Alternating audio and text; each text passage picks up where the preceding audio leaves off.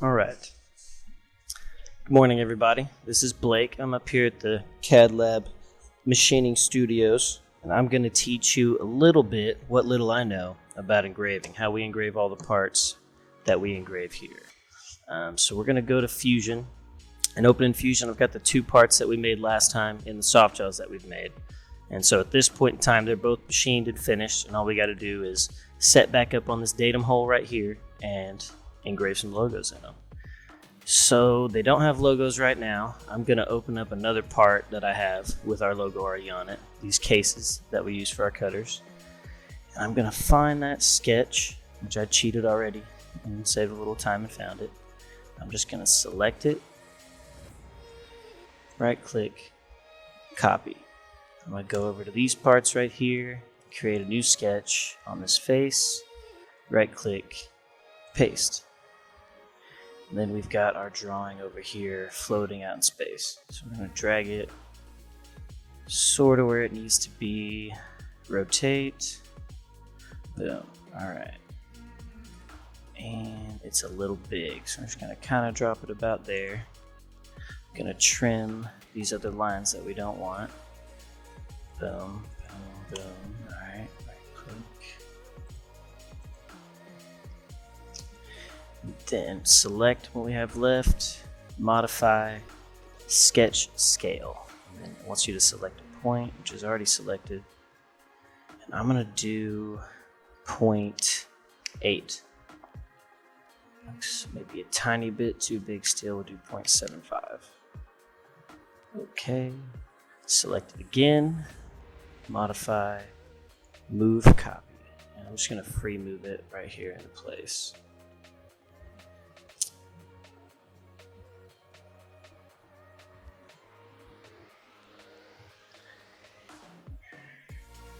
Trying to use the grid that's displayed there to get it nice and centered. And I'm gonna call that good. Yeah, looks good to me. All right, hit OK, got that there. Finish that sketch, extrude, and we're gonna go 0.05 thou deep. All right, and we've got a logo there. So the way you see most engrave is with just a contour. We're going to set up, go to manufacture, new setup, select this datum hole right here, selected point, we're going to go with the bottom, and we need to flip our Z and X, Z, X, looks good. Oh, we're going to select our models, bang, perfect.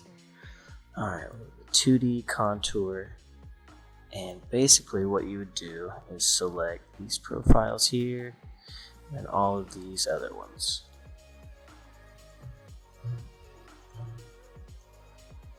And this is a fine way to do engraving. I did it this way for a long time, and it'll look really clean, but there's another way that we do now that I think you'll like even better. We'll get to next. So for our tool, the only tool I like to use for engraving is a Lakeshore Carbide 10 thou ball 20-degree taper end mill.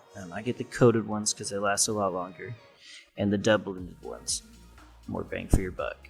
I don't know how well you can see that, but it comes to a super tiny point, 10 thou ball. And with the right feeds and speeds, these things will cut super clean engravings with no burrs that you could just send right out the door. So I have trouble. You can see here I've got this tapered end mill that looks just like this in here. We're going to go ahead and use that for the contour right now, so we select it. A good sauce for these, just rough, 7,500 RPM.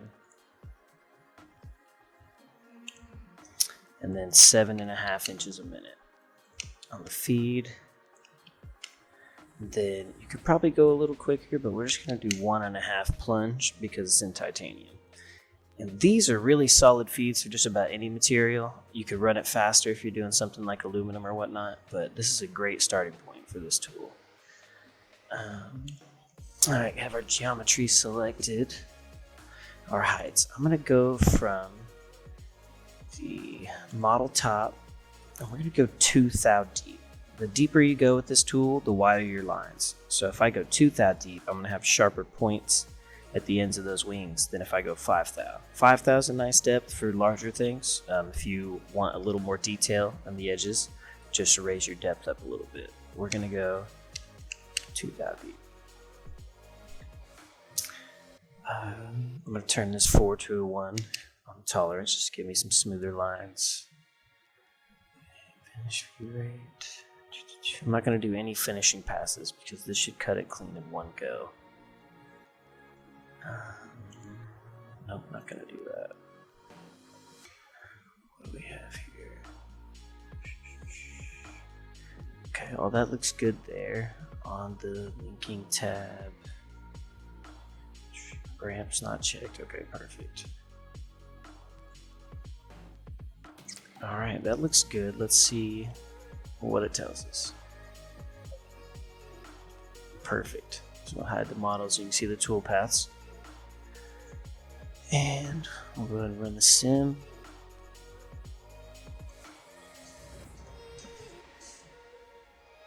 Give it a peek.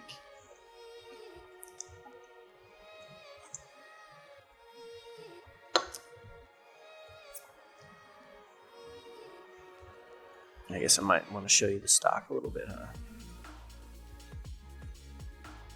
Okay, I messed all that up. Let's go back. We're going to edit the setup for no stock on the top.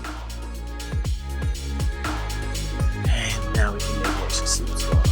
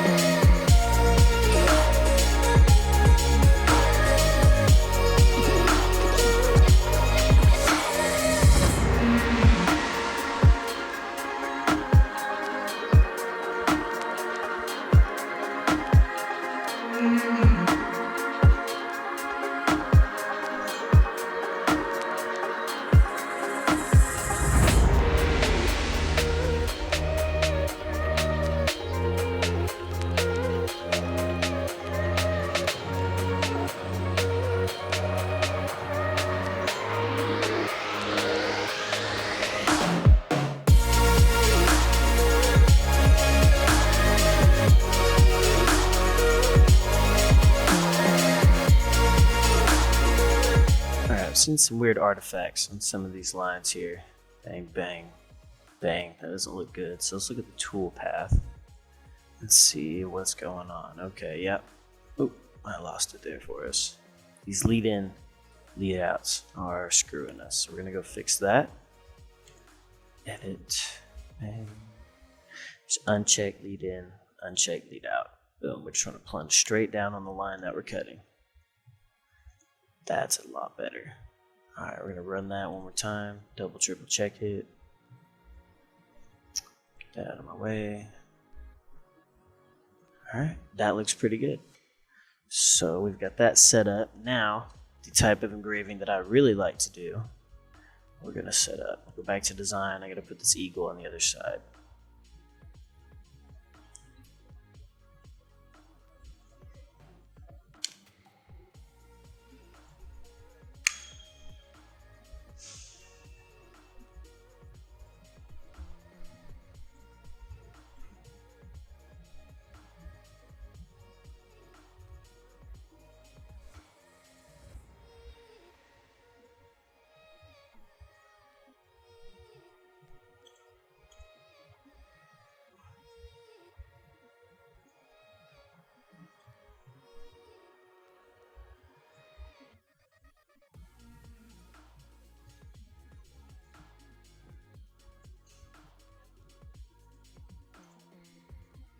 All right.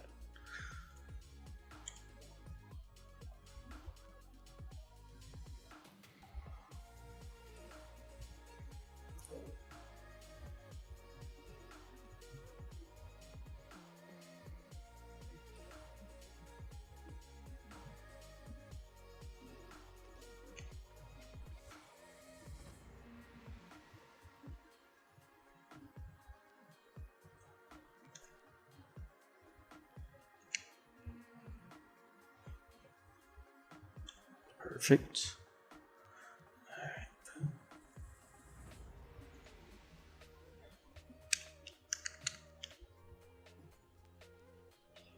Okay, so now we're going to go over the adaptive engraving, again using the Lakeshore Carbide 10th thou ball end mill. So we're here in manufacture. We're going to go to new setup, select the right hand side, and then we want our selected point, bottom of our datum hole again. So Z, X, looks good. Alright, we want 2D adaptive clearing.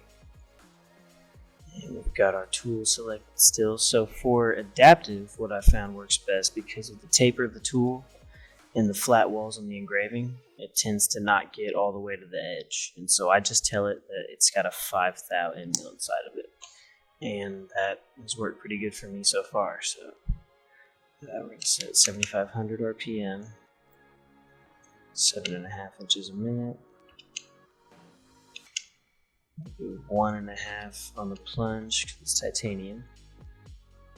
Select our pocket, just like that. Height, bottom height's going to be model top minus 2 thou. And then I'm going to go ahead and adjust all these heights as well because the adaptive likes to do a lot of retracting and plunging. So we just bring these down as close as we can get. Save a little time. Alright, I'm going to put a tighter tolerance in there. And 2 thou step over is perfect for what we're doing here. No minimum cutting radius, no stock to leave.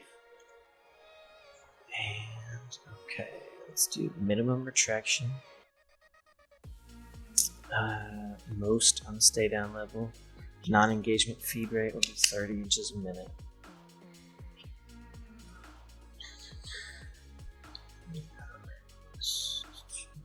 Zero. Helix, we just want to change helix to plunge. We just want to go straight in. We're going to turn that to 5 thou clearance. And that should be good. Let's see what it spits out for us.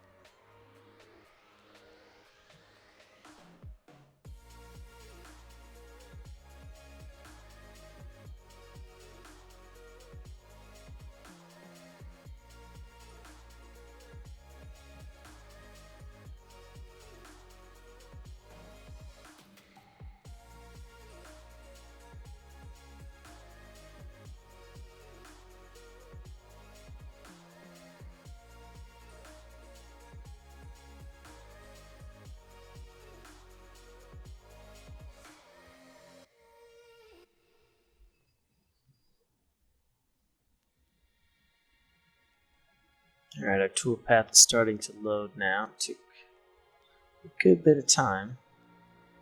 And I'm going to show you why I think that is. And if anybody's got a tip on how to make this better, you can let me know for sure.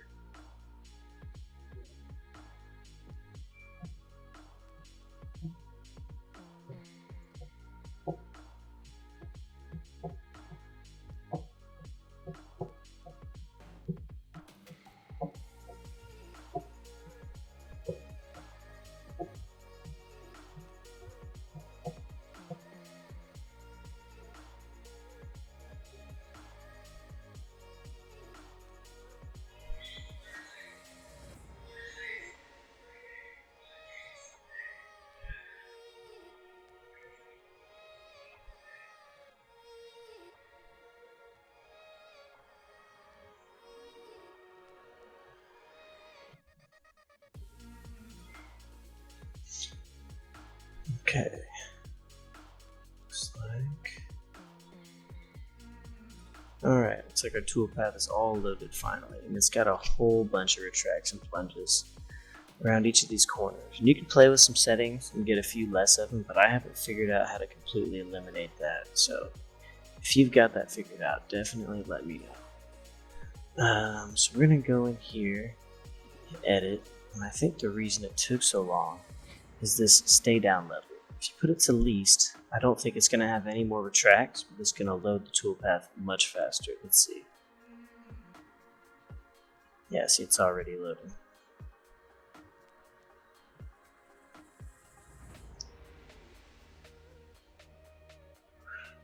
Still quite a few retracts and plunges, but it doesn't look like it's any more.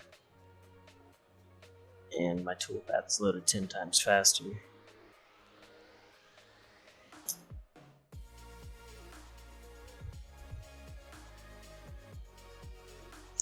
But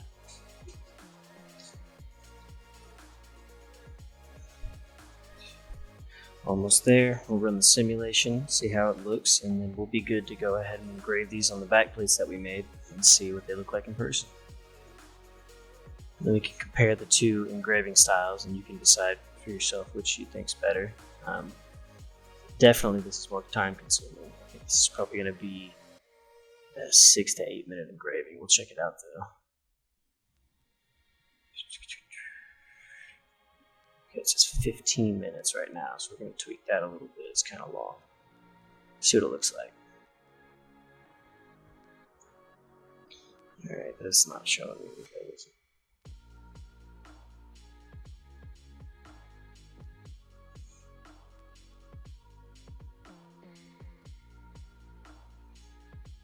Okay, well that definitely didn't load properly, so we're gonna have to not depend on the simulation. Let's go here and check some speeds and see if we can't slow some time down. I think it's all those plunges really, and lower these heights more.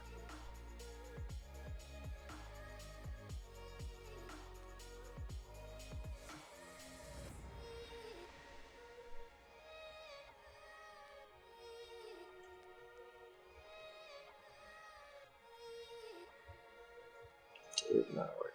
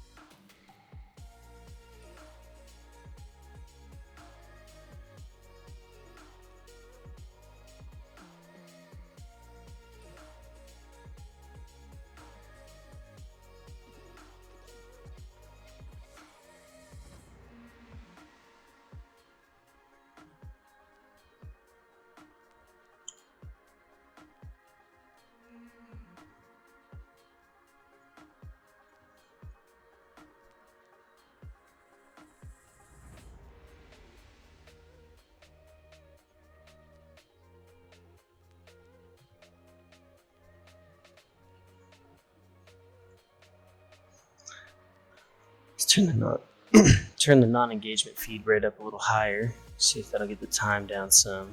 I think most of our time is just in these plunge and retracts though. So I'm going to play with a couple other settings, see if we can't get less of those.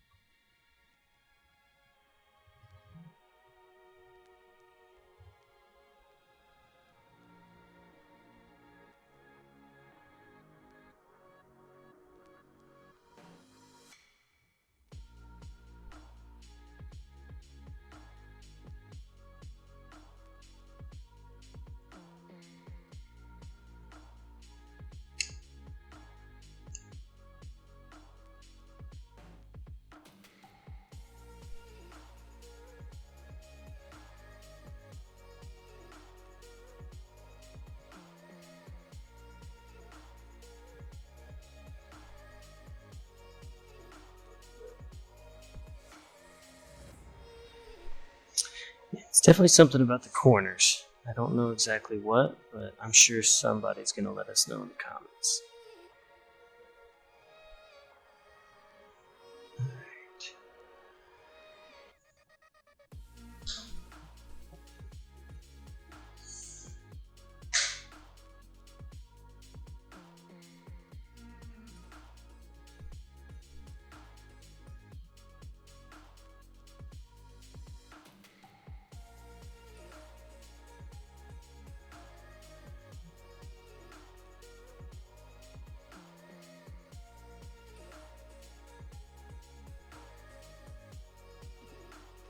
Alright, perfect. We'll check out what we got going on here.